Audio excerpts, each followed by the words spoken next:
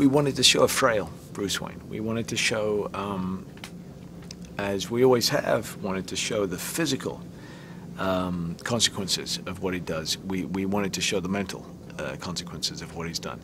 And at the end of The Dark Knight, he made a choice which was against all of his ethics, but which in the short term seemed to be the right choice to make, and probably was in the short term. But in the long term, the truth is coming out, and he recognizes that the foundation of peace within Gotham is based on a lie. And he feels incredible remorse. He's become more of a recluse than we've ever seen him before. He's racked with guilt, and Batman has disappeared completely.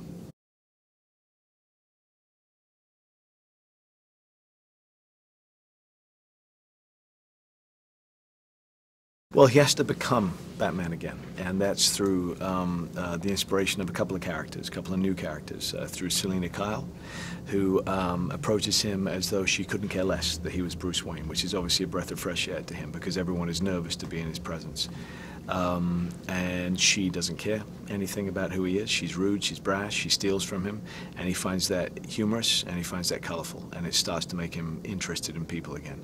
And then he meets with Blake, Joseph Gordon-Levitt's character, who inspires him because he reminds him of who he used to be and of his altruism.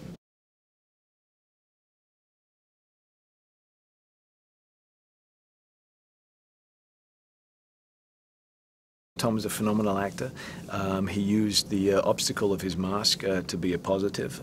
He's incredible in being able to convey all that he needs to just with his eyes, despite the mask covering most of his face. He was the first adversary that Batman has come across who is physically dominant over Batman, and especially since we're meeting Batman at a physically frail state, and he has to try to recover himself, and he has to try to recover his strength both mentally and physically as well. We have Joseph Gordon-Levitt, who is a very altruistic young cop who would apparently, you would expect to give up because the odds that he's facing, it's unlikely he could achieve anything. But that inspires Bruce Wayne. Would be very surprising for Blake to hear that, but it inspires Bruce Wayne because that's exactly where he began as well. And then obviously we have Anne Hathaway playing Selina Kyle, who is a very brash and somewhat confusing person to understand initially.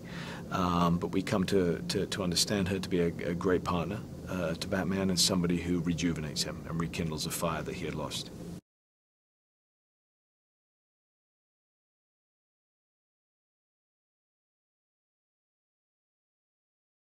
I've learned working with him that it's possible to make these large-scope movies but retain a sense of character there, that you don't have to lose that because that so often happens in these large movies. It just becomes about the action. Every fight sequence must not be just a fight sequence for the sake of it. It has to tell you something about the character, otherwise forget it. You should just cut that whole thing out. And having Tom as an adversary was very good for that because he's such a good actor that he was able to bring that to the table as well. And also a respect for these kinds of movies. You know, Chris has incredible integrity, and consequently, you know, when he tells me this should be the final one, I listen to him and say, okay, this is goodbye.